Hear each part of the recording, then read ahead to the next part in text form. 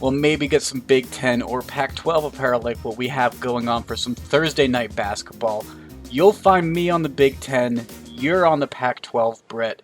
And first off, I just got to say, I love this over in the Minnesota-Wisconsin game. Wisconsin's favored by 7.5. I don't necessarily know what side this game's going to go. I think these are two great teams that have each played rather well. I mean, you got Wisconsin ranked 6th, Minnesota ranked 21st, but Minnesota only has one loss. Wisconsin has two. I think this is going to be a high-scoring game. Over 143.5. Fun fact, Brett, both of these teams so far, 7-3 when hitting overs. Oh, you want to know another fun fact, Higgins?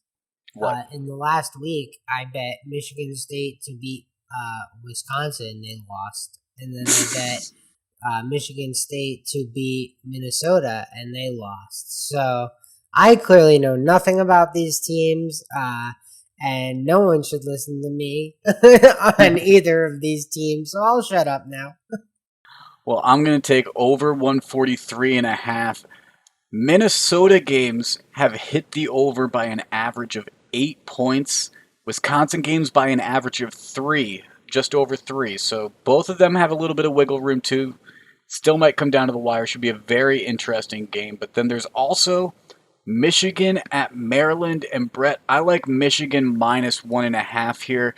I mean, it's the number 16 ranked team in the league. They're 7-0, and they're 5-2 against the spread so far. Whereas Maryland, they're about 50-50 on the spread. They're 5-4 against the spread, 6-3 overall so far this year. I think Michigan's just the better team, and at minus 1.5, even though they're on the road, there's no real fans you have to worry about with these games in most situations. So they should be fine. Minus 1.5 is basically like picking a money line.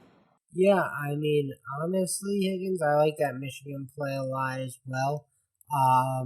That one was probably one of my favorites of the night, but I stayed off of it. I saw you were there. Gotta keep the pillars intact. Can't give any more losses to us in 2020. Well, and you said Michigan doesn't like you. Michigan State lost for you, so maybe you just have to leave the state for a little bit. Bet on some other Big Ten. I'm just gonna leave the state. Yeah, that's a good Bet on call. some other Big Ten teams. Right. Well, so I'm going out to the West Coast, like you said. Zona plays at Washington. Arizona just gave themselves a postseason ban. But Washington's really bad this year. They've been a disappointing team. So Zona minus 7.5. I'm all over that. I think Arizona could win this one easily by double digits. So I think that's the play there. Every game for Arizona is their only chance to show off how good this team is, because they will not be playing in the Pac-12 tournament. They will not be playing in the NCAA tournament. So they might as well win as many games as they can now, Higgins. So a self-imposed ban, to me, just really punishes the kids that are currently in your program. It doesn't necessarily do anything for the actual transgressions. And in a coronavirus season where the coronavirus canceled March Madness last year, the exposure rate in America right now is at an all-time high. So I'm not confident that there would be one potentially this year, even though we're seeing college football playoffs going on right now. I just don't know how seriously I would take self-imposed bans as the NCAA looking at a scenario. It doesn't say much to me, but you're right. It doesn't mean the kids will play any less hard, I don't think. Yeah, I agree. It only punishes the kids that are there, but that's what they decided to do. So be it, I guess. But you're right. It does not solve any of the issues. It really doesn't.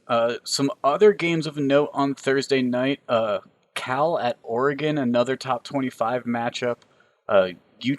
Utah versus UCLA, another interesting Pac-12 matchup. Some good late night games. I haven't looked, but I might have to tune into whichever one Bill Walton's calling, because he always entertains me with his ability to have an entire basketball game going on in front of him and just not talk about it. Yeah, well, you can watch the game. I'm going to talk about something else, and it's always entertaining. But it's hysterically his specialty. Oh man, you hit the nail on the head there.